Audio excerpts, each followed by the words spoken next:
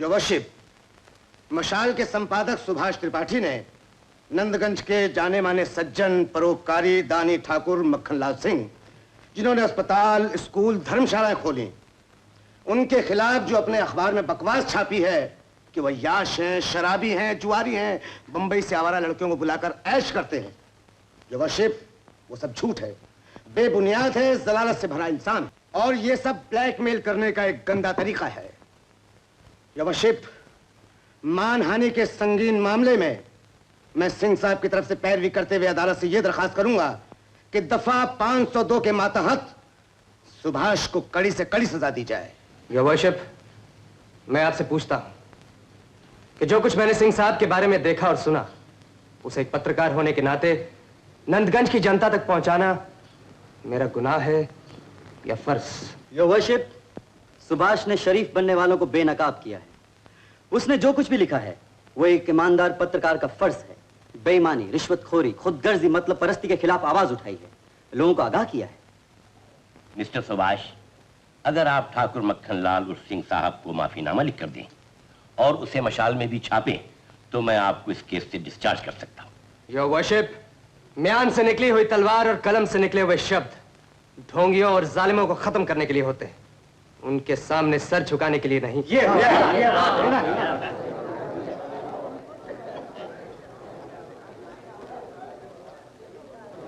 मुल्जिम सुभाष त्रिपाठी को ठाकुर मक्खनलाल के खिलाफ झूठे लेख लिखने और छापने के आरोप में अदालत ज़ेर दफा 502 ताज़ीरात हिंद 6 महीने कैद की सजा देती है। Thank you योवरशिप।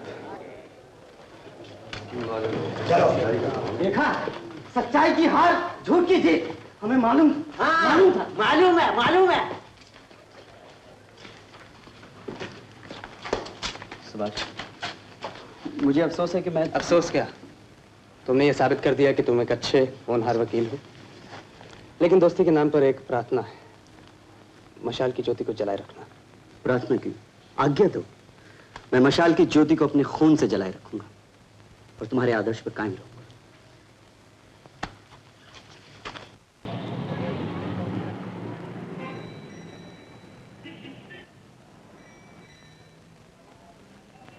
मशाल मशाल मशाल, जिस मशाल को बंद कराने के लिए मैंने अपने भाई के खिलाफ गवाही दी थी, वो मशाल आज भी सप्ताह में 2 बार प्रकाशित हो रहा है और हमारे काम की नुक्ताचीनी करते हुए हमें बराबर बदनाम करने में लगा है। मैं कहता हूं मशाल को उसी की आग से जलाकर राख कर देना चाहिए। मशाल को बंद करवाना चाहिए। मशाल मुर्दाबाद, मुर्दाबाद, मुर्दाबाद। सॉरी सर, हमें मशाल बंद कराने का कोई अधिकार नहीं है। बिल्कुल ठीक है, बिल्कुल ठीक है। शांत हो जाइए। मैं मशाल के बारे में हर बहस को खत्म करके आज के एजेंडा पर कार्रवाई शुरू करता हूं।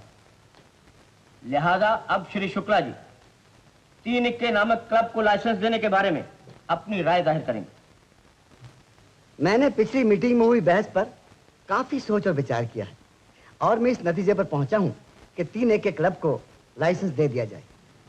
इससे नंदगंज के कम से कम 150 लोगों को रोजी मिलेगी। ठीक है। दूसरे, काउंसिल को क्लब की आमदनी पर 10% टैक्स के रूप में और 1000 रुपया महीना लाइसेंस फी के रूप में मिलेगा।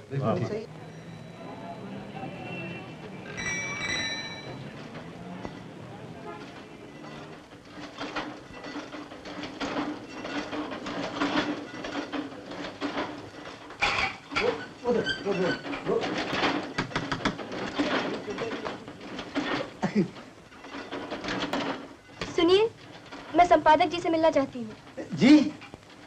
जी, मैं शादी के विज्ञापन लेता हूँ।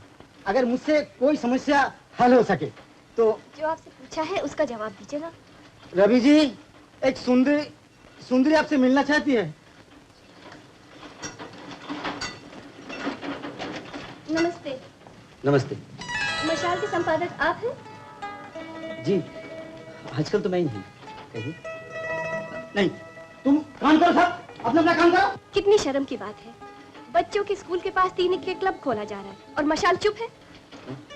जी नहीं, मशाल में लगातार इसका विरोध किया जा रहा है। वो सब मैंने पढ़ा है, लेकिन आपके कलम में वो शक्ति होनी चाहिए जो जनता को अधिकारों के लिए लड़ना सिखा सके, जो अन्याय के खिलाफ मोर्चा लेना सिखा सके। सुभाष जी की रचनाओं में एक आग थी, एक जोश था। लेकिन आजकल जो आप लोग लिख रहे हैं उसमें कोई बात ही नहीं है। सुभाष लेखक है और मैं एक वकील हूँ। मुझे सोच समझ कर लिखना पड़ता है। यानी कि आप कानूनी दांव-पेच से डरते हैं? डरता नहीं, होशियार रहता हूँ देवी जी। मेरा नाम अरुणा है, मैं यहाँ के स्कूल में टीचर हूँ। और मेरा नाम रवि है। आइए, आपसे मिलकर, आपके विचार जानकर, आपका उत्साह देखकर बहुत खुशी हुई अरुणा जी। बैठिए। आपने एक नागरिक के नाते अपना कर्तव्य अनुभव किया, वरना आज के समाज में कौन किसी की चिंता करता है।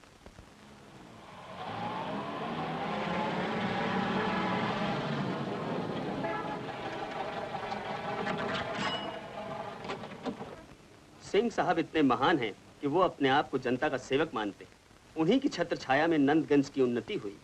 3 इक्के क्लब को लाइसेंस देने की जो सिफारिश उन्होंने की है, उससे नंदगंज की शान में 4 चांद लग जाएंगे। मेरी आवाज है सिंह साहब, और अब जानकी दास का भाषण होगा। बंद करो इसे। जी हाँ, बड़ा बोर है।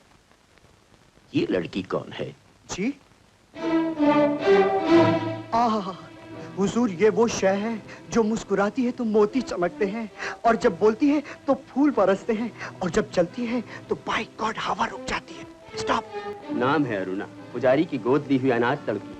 उनकी बहन के साथ नासिक में रहती थी, वो गुजर गई तो अब पुजारी के साथ यहीं रहती। बीए पास है और अपने काउंसिल के स्कूल में आजकल टीचर है हुजूर। और रवि के साथ सुभाष के अखबार का काम भी संभालने लगी। हुजूर, ये सारी बातें मैंने इनको बताई हैं। इतनी हसीन और पढ़ी लिखी लड़की दुश्मनों के साथ। अरे क्या पकड़ोगे?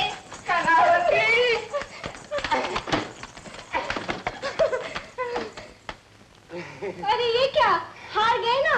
धंधु दादा, बीड़ी के लेवल का प्रूफ। अबे 36 मरतबा कहा, घरेलू मामले में दखल मत दिया कर। तुझे मालूम है ना कि मैं इस प्रेस का मालिक हूँ, प्रूफ भी मैं देखूं। चल आएगा, खत लो। क्या ब्यूटीफुल फोटो बीड़ी के लेबल पे छापा है। बड़े दिमाग वाला आदमी है। बीड़ी पीने वाला तो इसे ले गई, लेकिन नहीं पीने वाला भी फोटो के लिए लेगा। क्या सुंदर लड़की है। ओए होए। क्या कहा? ये सुंदर लड़की है, ये सुंदर लड़की है। ये सुंदर है, लेकिन तुम अति सुंदर हो। सच कहता हूँ, ये तुम्हारे चरणों की धूल के बराबर नहीं है। सच कह रहे हो? बिल्कुल सच। ताज पिक्चर चलो ना। चले। कौन सी पिक्चर?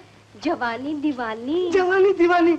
अरे हाँ, मगर वो सिनेमा मालूम है किसका है? मक्खनलाल सेठ का, जिसने सुभाष को अंदर करवा दिया था। फिर दूसरे सिनेमा में चलो ना। दूसरे सिनेमा में अपने काम की पिक्चर नहीं है। चलो ना। यू सर्टिफिकेट है। ये सब हो क्या रहा है? गार्डन है क्या? चुप। नहीं दादा। चलो, काम की बात करो। दादा, क्या है? हनुमान छप तबकीर का नया विज्ञापन मिला है। Sample free. फ्री? ला ला। तुम्हें खेचो। ठीक आई तो समझो फायदे में। छोड़ू दादा, होल्ड इट, ब्यूटीफुल, वाह वाह। जिस बात का डर था वही हुआ। पुलिस इस प्रेस की तलाशी के लिए वारंट लेकर आ रही है। पुलिस? हाँ, रवि। क्यों? Ravi, sorry Ravi, sorry. Police? हे भगवान, बाप दादों का छापखाना, इनका मशाल तो हम सबको बर्बाद कर देगा। ये रहा तलाशी का वारंट। वारंट? इंस्पेक्टर साहब, आप तो जानते हैं हम लोग शरीफ हैं। डोंडू दादा, ये मशाल का मामला है। रवि साहब, ऊपर से आर्डर आया है कि मशाल के लेख जनता को सरकार के खिलाफ भड़का रहे हैं, और इस सिलसिले में मुझे तलाशी लेनी पड़ेगी। आप शौक से तलाशी ले सकते हैं। चलो तलाशी लो।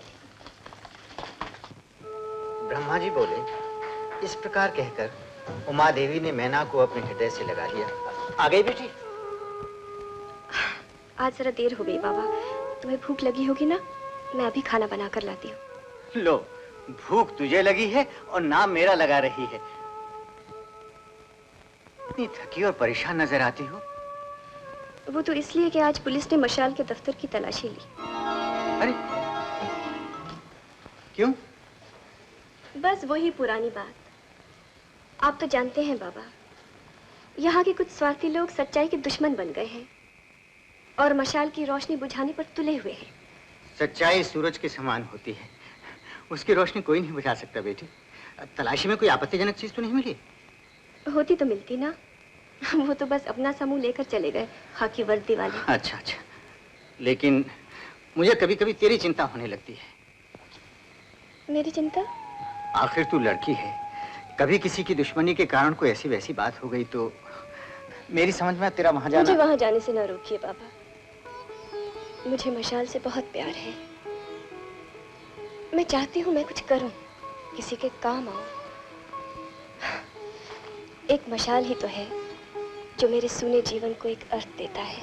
तो क्या मैंने तुझे कभी पिता का प्यार नहीं दिया? बाबा, अगर मेरे माता पिता होते तब भी वो तुम्हारे चरणों की धूल के बराबर ना होते। फिर भी वो मुझे कभी कभी याद आते हैं। मैं सोचती हूँ वो कौन थे, कैसे रहे होंगे जो मुझे इस मंदिर के द्वार छोड़कर चले गए। मन को छोटा ना करो बेटा, तुम तो इतनी भाग्यवान हो कि भगवान के चरणों में पली। जाओ अब जल्दी से खिचड़ी बना लो, दाल रोटी बनाने में बहुत देर हो जाएगी। जाओ। मैं आपको बताना ही भूल गई, आज स्कूल कमेटी की मीटिंग थी। जी? कहाँ खोए हुए हैं आप? वो कुछ नहीं, मैं तुम्हारा इंतजार कर रहा था। मेरा? हाँ, अगर तुम नहीं आती तो मैं तुम्हारे घर आ जाता। अच्छा, लेकिन क्यों? वो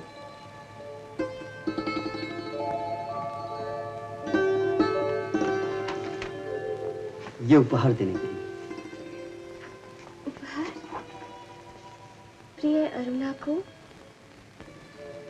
जन्मदिन के शुभ अवसर पर। जन्मदिन? मेरा जन्मदिन? आप तो जानते हैं रवि जी कि मेरा जन्मदिन किसी को नहीं मालूम। अरुणा, दरअसल आज के मशाल में तुम्हारा लिखा हुआ लेख पहली बार छपा है। आज एक नई लेखिका का, एक नई प्रतिभा का, एक नई अरुणा का जन्म हुआ है, इसलिए मैंने, अगर तुम्हें बुरा लगा हो तो माफ कर दो। नहीं, ऐसे मत कहिए। मैं तो बहुत खुश हूं कि आपने मेरा उत्साह बढ़ाया। कितना अच्छा पेन है, बहुत बहुत धन्यवाद। अब मैं इसी से लिखा करूंगी और इसे हमेशा अपने पास रखूंगी। अरुणा, तुमने मेरी भेंट स्वीकार की, इसके लिए मैं बहुत आभारी हूँ।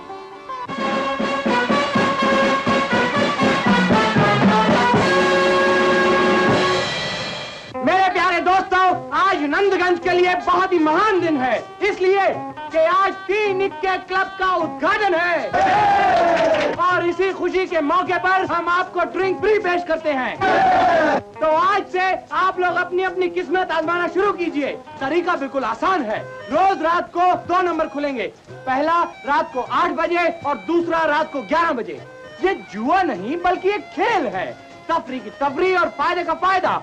ये दोनों लाकी नंबर ताश की गड्डी से 3 पत्ते खींचकर रूप और जवानी की मलिका मैडम कंचन अपने हाथ से निकाला करेंगी।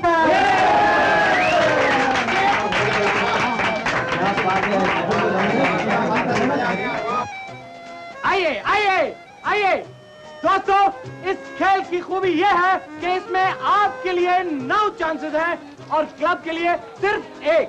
लगाइए, जी भर के लगाइए, लगाइए। द्वारका बाबू, आप अगर हार गए तो?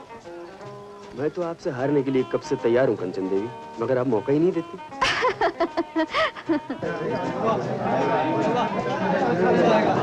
दोस्तों, अब मैं मैडम कंचन से अर्ज करता हूँ कि वो आज का ओपनिंग अपने हाथ से खोलें।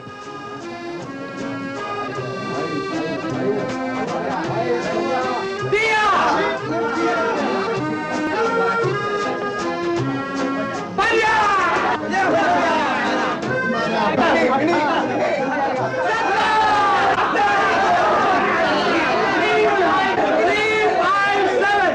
357, जिस जिसका लगा हो वो अपने पैसे उस काउंटर से ले ले।